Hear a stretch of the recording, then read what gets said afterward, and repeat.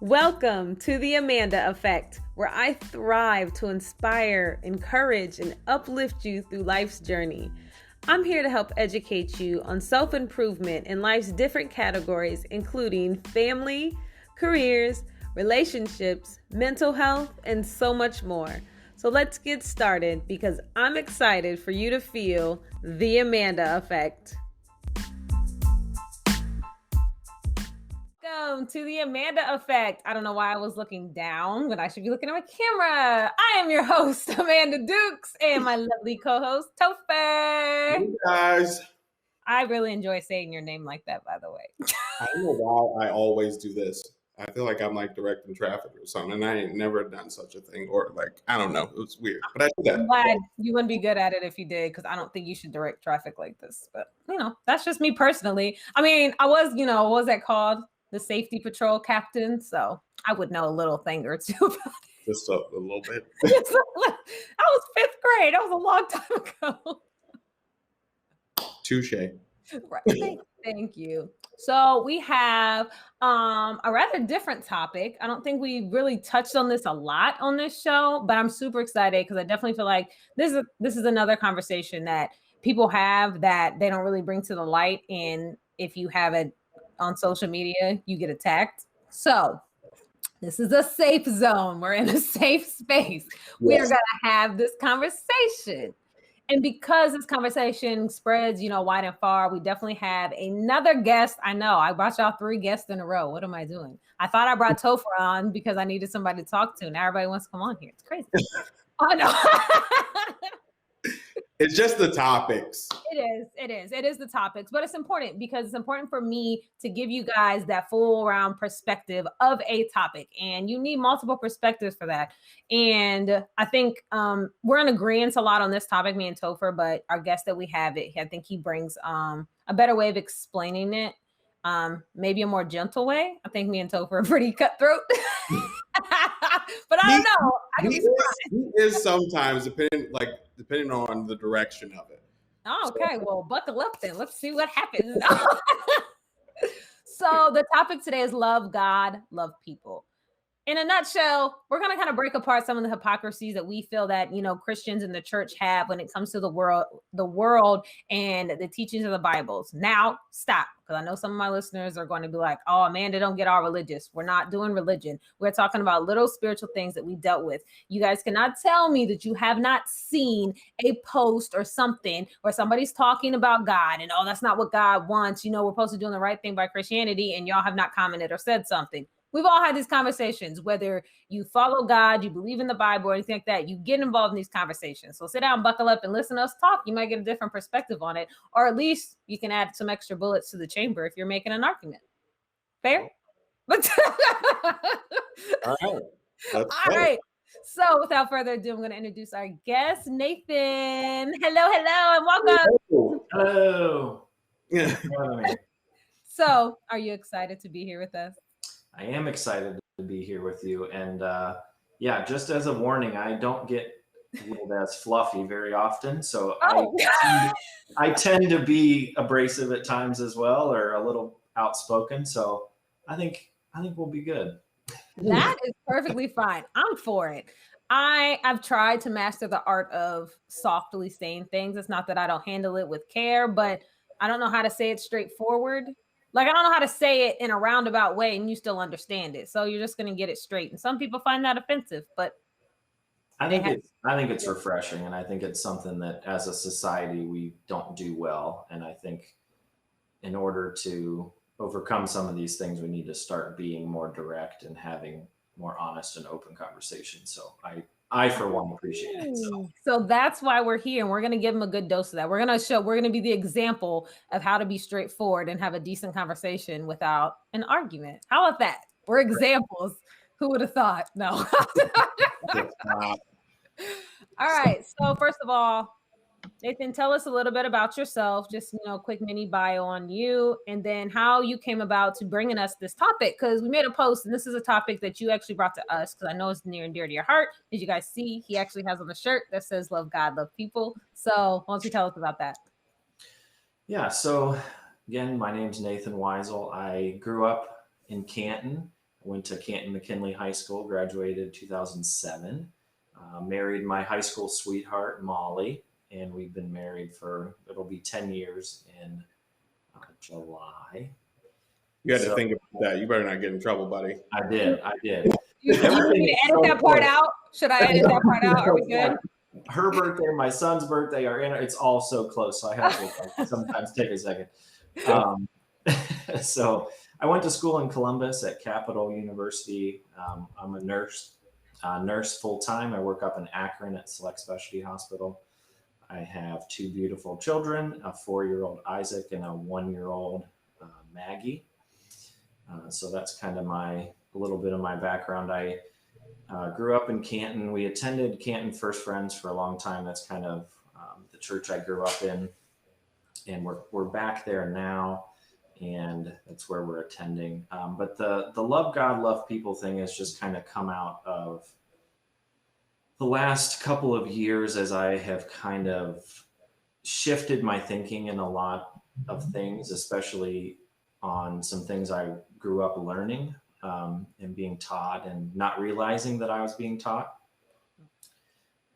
And one of them, and one thing that I have kind of shown an interest in, at least in the last couple of years, is trying to understand how to love people better and what the church currently does that doesn't love people. Because I don't believe that Jesus is an unappealing person. I think Jesus is extremely appealing and his message is appealing to everybody. But for some reason, Christians are not appealing a lot of times. And so trying to understand why that is, why people leave church, why people don't come to church, just in an effort to figure out what we're missing the mark on in loving people. Because if our goal as Christians or as people in general is to love other human beings better, then we need to be doing some self-examination on where we're missing the mark and how we could do better. I agree. Something that I love also about you and your wife is just how honest and open you guys are just about things that you're, trying to learn and understand. And I think that we don't have enough of that, period. Like society, life, anywhere, just about, hey, you know what? I never thought of it that way, but thanks for giving me that perspective. Whether you agree with it or not, you could think about it, be like, nope, I really don't think that's going to change the way I live. But the fact that you actually paused, you had a thought about it, you gave it gave it its due diligence, and you made that decision. I'm all for that. I don't need people to agree with me unless you're my husband. Other than that, you guys are safe. Maybe my children sometimes, but I understand that that's basically impossible. They just enjoy disagreeing with you at all costs. So Topher, I know this is also a topic that I know you guys have had this discussion multiple times, lots of discussions. That's how we became friends. Yes. You guys had a whole Step Brothers moment. Did we just become best friends? Was it like that? I just what I pictured when you said that. It didn't happen like that, but I was a co-lead on Be the Bridge group, and Nathan and his wife were in there, and I don't even know after how many weeks or something, but like he just asked if we could just have like a few conversations like outside of the group, and we started having conversations about equality and the church and all kinds of other stuff, and I guess that leads us to here. What's Be the Bridge? I want you to explain that because you threw that in there. Be the Bridge is a faith-based program, basically for. I mean, you don't necessarily have to be a Christian, but I mean, it's for faith-based churches and whatnot. But it kind of goes over equality, reconciliation, and everything. Like every week of the that you meet. It starts off basically with referencing everything back to the Bible. And it gives you at least some sort of commonality between you and the people in the group, especially because in our group, it wasn't diverse. And a lot of groups in Northeast Ohio, that have been formed are not diverse. So if anything that kind of brings people together is the fact of being able to, relate it back to the Bible. So Nate and his wife were in there, and it was pretty good. Yeah, the goal of it at its core is to bring, diverse groups of people together to have these conversations about racism and racial reconciliation. And the idea being that you can share life with people that are different than you in order to gain better understanding of something you may not understand well. It didn't function as well as it should have, just due to lack of diversity in our own group. But I think it's a valid idea and a concept. It just, like you said, lacked some diversity that ideally had. Now, forgive me for asking. I'm not from. Oh, I know where church is and what it is, but I don't think I've ever been to a service, or I haven't been in like years. Like I went once. So, is your church pretty diverse itself? Nope. Okay. Nope. So that would be white evangelical, about as white evangelical as you can get. Okay, so that brings just it was just a thought that this may be more of a community thing. Like I love that you started in your church, but if the purpose is for it to be diverse, you're gonna have to go find some diverse people. That's how I got there. That's how you got there. So we brought up the topic of the racial inequalities and injustices that's going on. Like I said, I just love that Nathan, he'll speak out about just stuff that he doesn't like. He was like, man, I never thought of it that way. Because let's be clear, even us who are in the Black community or minority groups, we have to unpack our own sort of prejudices and, racial things that maybe we were taught. I have a whole half side of my family that's white. And when I grew up, there were certain things I didn't understand that, weren't appropriate, or things that they said until I got older. And I'm like, why would they say that? So I totally understand. So I don't want you to feel like you're alone. And I don't think that this is, just it's not zeroed in on just white people need to unpack this, because we've been taught some things too that aren't as healthy. Even if you have two Black parents, there are often thoughts that are taught about yourselves and, their selves that they passed on to their kids that maybe they didn't mean to, or that they meant good for it. But there's some things that we all have to unpack. But like you said, people always seem to mention the church. They mention the Bible, what God wants, what God said. So if we're going to do that, I'm going to need, I want people to do it right. And I think this is where the break comes with Christianity. A lot of times I stop telling people even that I'm a Christian. I refuse to use the word religious because I'm not. And there's a very distinct definition. I used to be able to settle on the fact like, no, I'm not religious, I'm Christian. Now I can't even say that. So now I'm spiritual. I believe in a higher power at that point. Like I try to word it so people, because instantly people will they'll hit you with it and they'll cut you off before you can ever even make, your point or, try pour into them. Yep. So tell me why you think that love thy neighbor is so hard, and why do people use it as, they say it all the time, right? But do they really know what it means? So why is it love thy neighbor, but with conditions, I guess? I think part of it is people don't really understand who their neighbors are. Agreed. Your neighbors are the people who you spend time with. They say the average of the 5 people you spend the most time with in any given area is the average is you. Mm-hmm. So, if you're around the same homogenous group of people, as a white person, if you work with white people, you go to a white church, you have all white friends, you listen to all white music and all white pastors and read all, white books, your neighbors are white people. So it's a lot harder to be sympathetic and be understanding if you're not proximate to anybody different than yourself, or make an attempt to listen to anything that's different than what you've always been taught.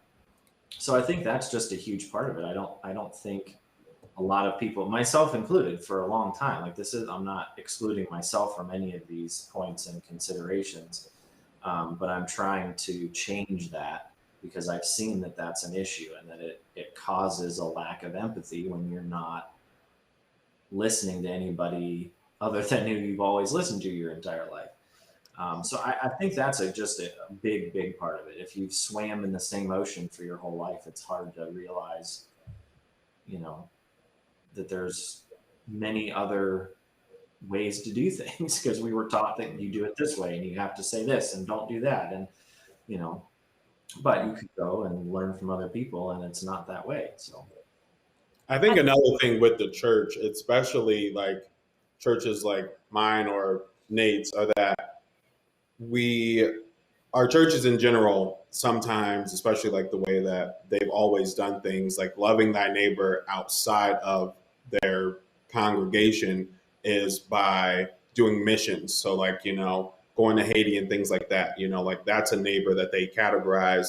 Meanwhile, there can be, kids 5 miles down the road who can be in similar living situations, and like, but that's where I just think that the gap comes in is that, a lot of times, unfortunately, those kids can be of color. And, just because you can save a brown baby, over there doesn't mean that you can't save a brown baby down the street from you. There you go. Yeah, I agree with that 100%. I think also, I've talked about this several times, and we are actually going to do a full podcast, so I can really go in how I want to on this topic, but I'm going to mention it because I think it's important for people to understand also, like Nathan said, like, if you grow up in a white neighborhood, go to a white church, your neighbors are white. So I don't really think your opinion belongs in a Black issue. I think that's where you should listen, not voice it. You want to hear it, then actually hear it. Come here to gain a different perspective, but do it with an open heart and an open mind.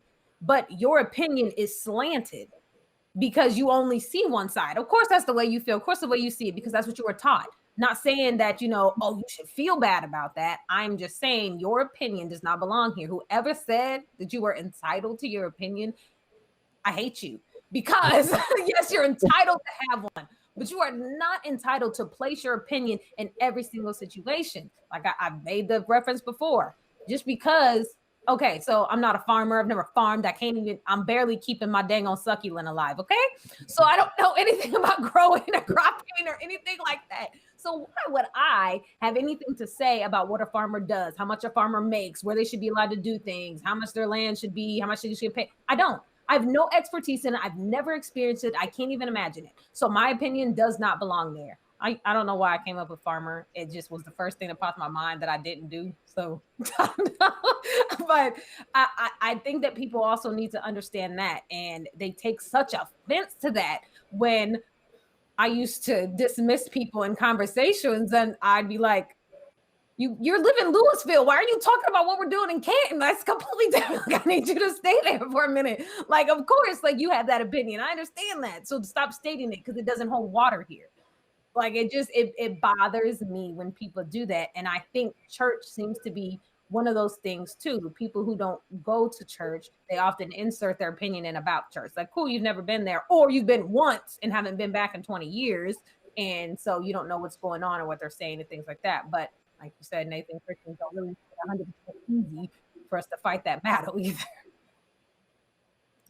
Yeah, it's just interesting because I don't feel like we do, like, I guess the advent of Google, people Google everything and they think they're experts immediately. But in general, I don't feel like if you go to a doctor for an ailment that you have and he says, yeah, you have pneumonia or whatever, you don't argue with him and tell him that he's wrong, or you don't go to your tax expert and talk to him and they give you their advice and then you argue with them that they're wrong. It's like, if you haven't had a lived experience, why are you arguing with people that have had that lived experience? That's one thing I think that's definitely stuck out a lot in the last year and a half as I've tried to just learn as much as I can. I don't know. I haven't lived that life. I'm not a person of color, so I don't have these experiences. So what I'm going to do is I'm going to listen to those people who are and who have had these experiences and try to inform something for myself that I did not know before. I want to point out too, because I think this is so important. Me and Nathan went to the exact same school. He graduated a year ahead of me. So we're not from two different cities. We don't live, in two different states or growing up. People say, oh, that's in the South, or they don't do that over there. No. We were in the same city and we had two different experiences when it came to that. So for people also who argue, we went to the same school, I grew up with you. I've seen that so many times. Like, dude, I grew up with you. And like, okay, and you're still your opinion is slanted. So I'm gonna need you to stop. Like, just because you play with me on the playground doesn't mean you understand. Yeah, they grow up adjacent to you. They don't grow up with you. There you go. There. Oh, I'm gonna use that. Write that one. Adjacent. And it is, and it's somewhat convicting too, because we went to the same very diverse high school, right? And I lived a different existence and a different reality. And I had some friends who were Black, but not a whole lot, and not a lot of close friends, and enough to like shift my reality and shift my thinking. Mm-hmm. And so, as you look back on these things, those are the sorts of things to, lament about and repent about a little bit as we go through this of like, yeah, I missed it. I missed the mark. I didn't, pay attention. And, I think that's the problem that we see right now with churches is that no one wants to be held accountable for saying that this happened on my watch. Boom. And unfortunately, you were in like the churches that, like we attend, it's just the baton has been handed back to back to back to back to back from person to person. And unfortunately, the people who are usually receiving the baton have been sitting there in the same, they're the neighbors. And, basically learning from their neighbor. Yep. And unfortunately, like sometimes people think that, okay, well, if I do a little bit of this, then that works. And it doesn't always go like that. Sometimes you have to intentionally, fully, like just dive in to see like what's going to happen here. What can I learn from, this group of people, whatever the case might be. But here's my problem with that though, too, because you mentioned earlier, and here goes the hypocrisy and the breakdown in the churches. And this brings like to the next point. Why is everything so divided unless it's convenient for the church? Because they'll do that. Like you said, they'll go on mission trips. They'll see, small Black kids who are poor and struggling and stuff, and they'll feel for them. It'll change them, right? But then they'll come home and judge their Black neighbors because we shouldn't be complaining because they have it way worse. How does that work? Like where, like, so where, like those aren't actually your neighbors you're reaching. Your actual neighbor is saying, hey, I'm hurting. I need this. This is what's happened. Can you be my ally? And you're cutting them off because they don't have it worse than somebody else. You should be more concerned about, your neighbor, because that would directly affect you more than somebody overseas. Now, please don't get me wrong. I love missions. I think they are definitely important and are necessary, but we can't preach one message and then come back and completely dismantle it in a whole different country. Like, it just doesn't make sense to me. I feel the same way.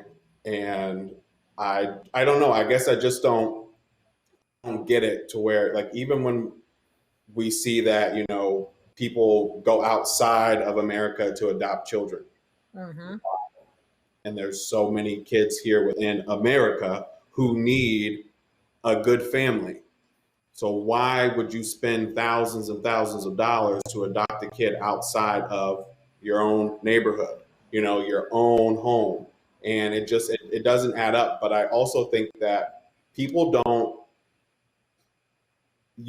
can, especially people in the church, they can't see a lot of basically they can't see the real reality of what happens here in America because they benefit off of the downfall or the negative factors for other people. But when you go to another country, that's not your home. Like that, that like you are an outsider there coming in with your cape on to save the day. And it's not looked at the same. And unfortunately it sucks, and especially it sucks for people who really want to be involved in the church. Right. And want to dive in and say, hey, like, let me serve, let me do this. And the response isn't really there, or like they're just not given the love or like the homey feel that they should be feeling. Right. Yeah. I think another part of the conversation too is just like, how is it framed too? A lot of the time the framing is, we are here to fix you. And we are here to fix your problems, and we're here to make you like us, and we're here to, your community is screwed up, so we're here to fix you. instead of like, we're here to do learn. whatever you need us to do Right. for you guys, whoever you're ministering to, or whoever that person is, how do you need to be loved right now?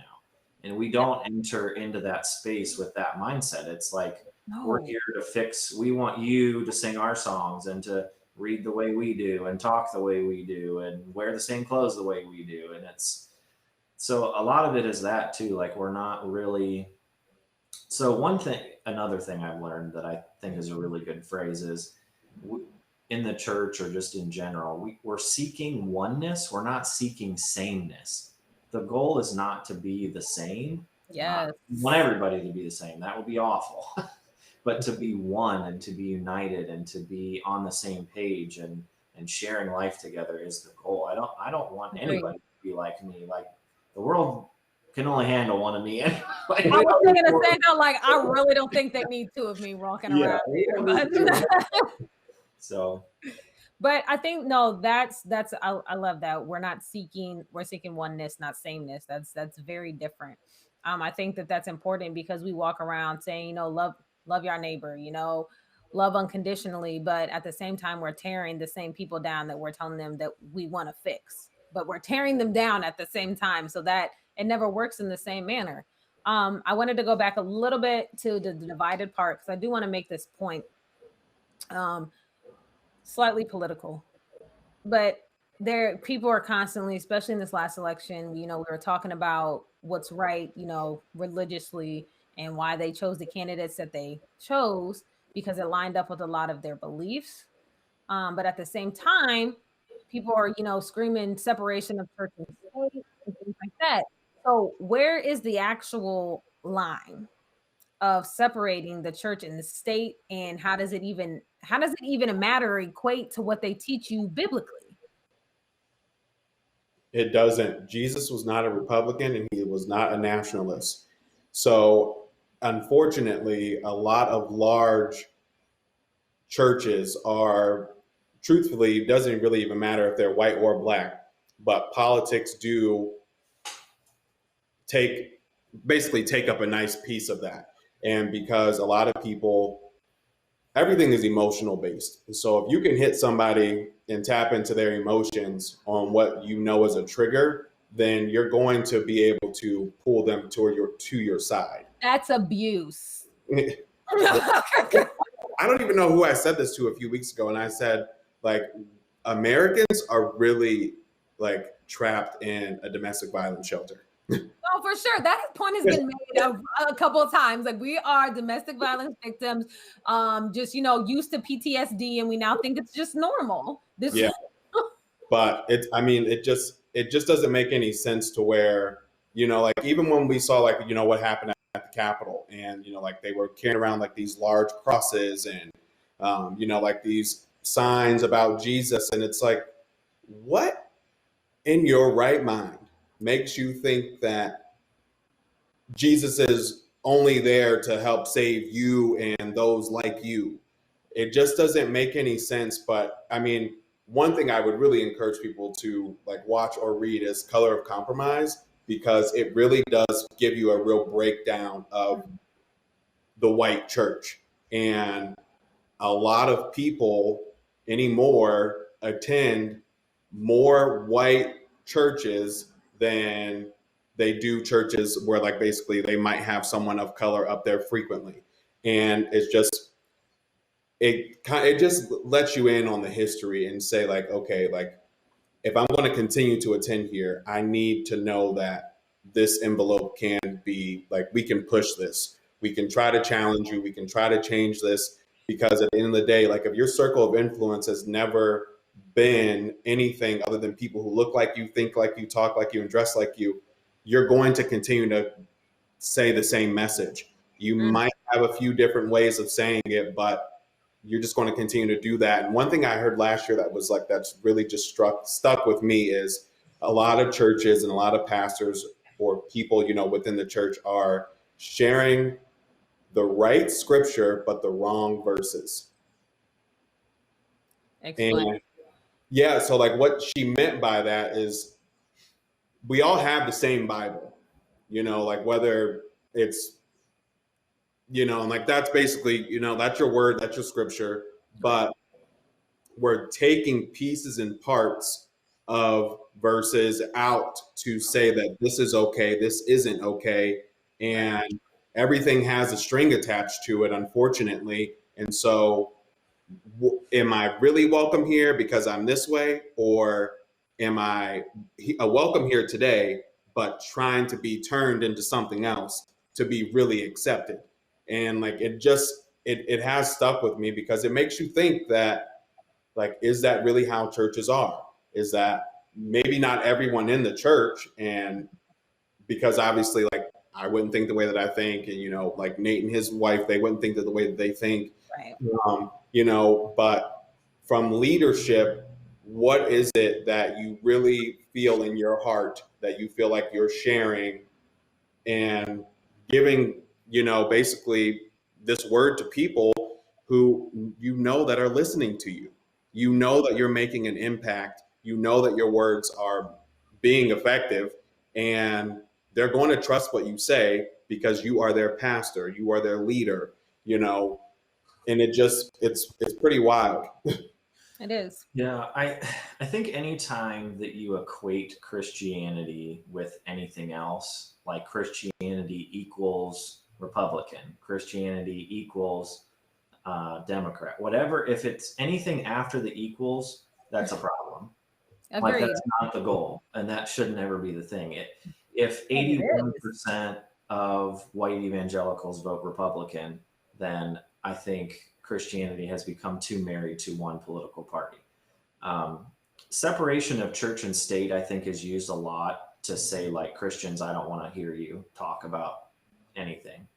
The design behind church and state, I think, is to try to avoid the Church of England situation where they own all this property and they just dominate people and they dominate a society. The goal behind it wasn't Christians don't apply your ethics and your, whatever, love for people or your, No, yeah. to the way that you practice your life. That's not the goal. But I think anytime that you get so extreme that you can say, like, I've seen on many a post as I talk to people on Facebook, but if at any point you say, you cannot be a Christian if you blank, I'm out. I don't want to hear that. I don't want to, because I don't believe that's true. You can't be a Christian if you're a Democrat. BS. You can't be a Christian if you're gay. BS. I was just about to say that. Like, that's one of their things, and I think that's where those type of arguments are where I hear that. Mostly because I will never understand why it's a political issue for somebody to love who they want to love and be who they want to be with. Whether I agree with it or not agree with it, I'm just confused on why it's a government issue. And it always comes down to, people have gotten so far away from the church. We need to bring it back, and the teachings of God. And that's always the argument. I'm thinking, how are we doing both of these things if we're supposed to be separating this? The whole point, I thought, was so the government couldn't interfere with what the church believed in, what they were trying to do and everything like that.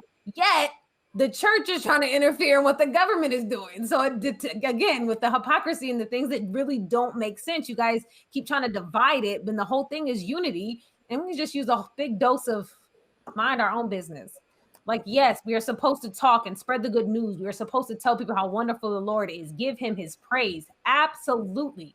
But never, not once. I don't think I've seen it in the Bible. Y'all correct me. That it said shove it down somebody's throat and shame them until they feel so badly about themselves to where they want to harm themselves. Yeah, the shame and the guilt part of it are definitely something that is a big part of this discussion. And, I'm pretty passionate about that. And, even within, like, sexuality within the church. As well, not just how it pertains to, like, gay marriage, but how it pertains to how we talk about sex in the church, as whatever, how we talk about it as married couples or as we, single people, however it happens to be. You just a second ago mentioned a lot of people say, oh, why are people running away from the church? I think the discussion should be, why are we driving them away from the church? Because it's how we frame the discussion. I think it needs to be, why are people think that that's the only place God lives? like, I'm also tired of that. Like, God is not, I mean, he right here, he's in this conversation with me right now. He's in each and every one of us because we decided to put him there. We made that decision to offer him in us. So the fact that people keep pushing this church agenda bothers me. And I said this during the pandemic. Not everybody agreed with me. I think that was probably the best thing that could have happened to people's relationship with God. Because those who actually thirsted for him, who hungered for him, they still talk to him. They didn't develop an intimate relationship with him that they might not have really worked on a lot before because, like, oh, I'm going to church. Like, man, I can't wait to get to church on Sunday. Because it was like waiting, like there was like he was like only there. And I'm like, no, like y'all can talk to him right now. Like, it's cool. Like, yeah, for sure. It's also, I guess, from my own perspective, like I have experienced some of the best community in my life within church, some of the worst community at times, not necessarily in the current church, but in past experiences. Right. But I have found, some deep conversations and deep relationships and deep understanding within the church. So for me, I guess, yeah, the church, the capital C church, or however you want to put it, like, I'm not so concerned about where you do it. Right. More concerned about like sharing authentic life together. Say that. Yeah, that's how I wish church would function, but it doesn't. And so I have seen it play out a couple of times in my life. And in those instances, I'm like, yes, this is what this is supposed to be about. There you go. We get far away from it and we get too, disconnected. Right. I don't know, if you come to church and you talk to some people and you wave at them and you say hi and they go about their life, you go about your life. Like, what are we really doing? We're not really doing anything. We're just kind of showing up, waving at some people for 45 minutes on a Sunday, singing some songs and going about our life. If Jesus is an appealing person or an appealing figure, then the life that we can live together should be an appealing one within the church, if you have that belief. But Right. I've heard from so many people, as I again said earlier, about trying to understand what drives people away. For me, my heart in that is what are we missing from a community standpoint that isn't nurturing to people? Yeah. And I just hear from so many people, I had to go outside of the church in order to be authentic and in order to have conversations. And that, Yep. why does that have to be the case, I guess? And if, to your point, it doesn't have to be within the church, but Yeah. as a Christian, if that is something that we want, then we have to be about the business of figuring out where we're screwing up. It should be a safe place. And I don't think that it is anymore for people. Right.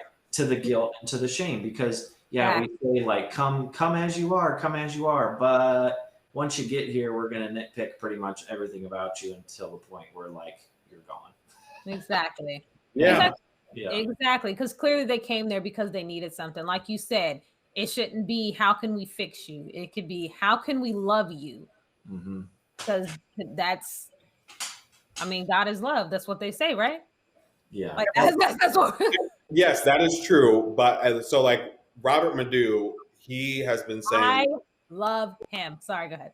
If he ever listens to this podcast, I needed him to know that. I'm just like, why are you like so just like perfect? But I don't know. But anyhow, he has this sermon series going on right now called No Cap. But every week he references the fact that the church is not supposed to, basically it's not supposed to be anything like the negative things that we've said here today. Church is supposed to be a place, how did he call it? He said it's a hospital for broken people. And so if you feel like you're a perfect person, especially if you feel like you're a perfect Christian, the church has a purpose. Yeah, that's beautiful. Yeah, that's really good. And so, he's just like, you can come here because you need love. You can come here because you have, all the baggage in the world. You can come here because maybe you need a Band-Aid. You need somebody to kiss your boo-boo, but you need someone who can give you a faith-based, like, good word to say, like, it's going to be okay. And I'm here to walk with you until we both know that it's okay. I'm here to be able to be that community with you and all that. And he was like, and that's what you find when you go to a hospital. You're supposed to be treated. You're supposed to be taken care of. When you leave there, you are supposed to know that they did everything they possibly could do to make you better. And then sent you home, and then don't come back unless there's another problem. You're right. That's how people treat church. So I'm gonna say this, and then I'm gonna wrap. But I definitely feel like church should definitely be a safe place for people. I think it should be some place where you can come, be authentic. But you definitely Lord, I'm gonna get it together. Need poured into. Oh man, that's a devil. No, just kidding. That was a joke from a meme I saw. It was like every time something goes wrong, it's like, oh, that's the devil. Like, y'all gonna quit giving him all that glory. But that's another topic. But I completely lost it, y'all. Anyways, that's just something that I'm passionate about here. As you guys know, if you listen to this, I'm all about authenticity and being unapologetically yourself. And I think we as a people, humans, not Christians, not atheists, not black, not white, humans, we have grown up in a selfish society. And so we have to unpack those selfishness to be able to even pour into people and have the Christ-like heart to help other people. But we have to get out of our own way. You're telling people and you're like, man, yeah, I saved so many people today. It feels good. I bet it does, but you didn't save them.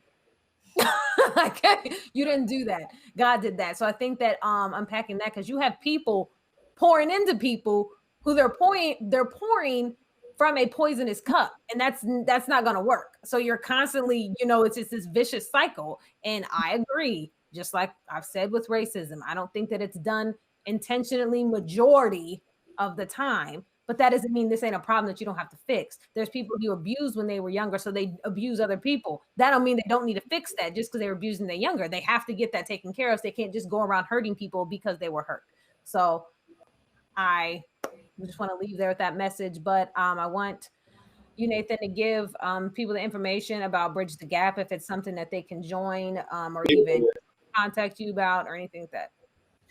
The Be the Bridge isn't being offered currently. Right now, I'm leading a group through our church. Topher had mentioned earlier, Color of Compromise. It's a study looking at the church's complicity in racism throughout history, which meets on Sundays. And then there's another group that we're going through on Wednesdays with, it's a men's group, going through a book called Wide Awake. And if you're interested in joining any of those or just continuing to have this discussion, you can message me on Facebook. I'm always open and willing to engage with anybody about these things, because I ultimately don't want people to have to be broken. You guys have talked about this a lot, like the trauma that these kinds of things cause. Mm-hmm. I don't want to have to wait until I get these people when they're 40, 50, 60 years old, and we're talking about 40 years of trauma that we're trying to undo. Agreed. I want to try to get these conversations now and try to, save lives and marriages and relationships and these kinds of things ahead of time, because, healing is an amazing thing, and it can change your life, and it can just having people to have conversations with, it breaks my heart when people don't feel like they have a space to do that and an opportunity to do that. And so, message me. I know either of the two of these, these guys message either of them too. We're all open to these kinds of things. We don't want people to be alone and to feel like we can't have these conversations. Conversations. Yeah. Notice we said conversations several times, not arguments. You may not agree. That is not making an argument. It is a safe space, open conversation. I have so many people I've had conversation with, and we kind of just was like, nope. I don't agree with what you said, but I appreciate you listening. So yeah, we are definitely a safe space. You now have 3 people that and I have to say it, I just love it because Nathan, I think you widen the community because you have different neighbors. You have neighbors that you don't even know about because you're white, so they may feel more comfortable coming to you and asking you about it, just simply because they may feel like we're biased because we're in the community. So I love that you 100% open that door for people. I think that's amazing. And I'm, believing that the right people are going to be in our paths to help and just have these proper conversations with. So Thank you so much for coming on and just sharing your wisdom. That's the best thing about the fact that you are and I've said this since I met you, that you are like, you're literally, you're genuine, your intention is there, and you will listen to both sides and say, you know what, where's this gray area coming from? And I think that's good for someone, especially maybe even especially another white man who who might really want to get involved in this, to learn and grow. And I mean, I'll just be honest, out of all three of us, I mean, Nathan is your best bet, because he's going to, he can maybe share some experiences with you, but also educate you. And that is what we need right now. And that's why I appreciate it. Yeah. And just to make it clear, none of us, me especially, have arrived in any of these things. I have just opened the door. I just opened the door and I am stepping through it. I kind of, have an analogy like a Pringles can. I have popped the top to the Pringles can, but there are so many layers to all of these things that I'm willing to unpack the layers, but none of us have arrived in any of these discussions. So, agreed. It's not meant to be intimidating or you can't come to people, or that's not the goal. It's just to open the door to these conversations that we don't typically have. Safely. Yes. All right. Thank you so much, guys. Yeah. Thanks for having me. No, my pleasure. So thank you guys so much for joining us today on the Amanda Effect. I really, really hope this conversation landed with you and you are able to help other people and have these safe conversations with those around you in your community. If not, like we said, please reach out to us. So as always, be authentic to yourself and others. Have a blessed week. Bye. Bye, guys. Back to directing traffic. Are you looking to finally get your podcast started? Or maybe you're looking to perfect the podcast you already have? Well, look no further. Duke's Multimedia LLC is here to help you with all your podcasting needs. We're here to help you grow and learn and make your podcast sound even more professional than you can imagine. Contact Duke's Multimedia LLC via Facebook or Instagram. Duke's Multimedia. Learn, create, produce.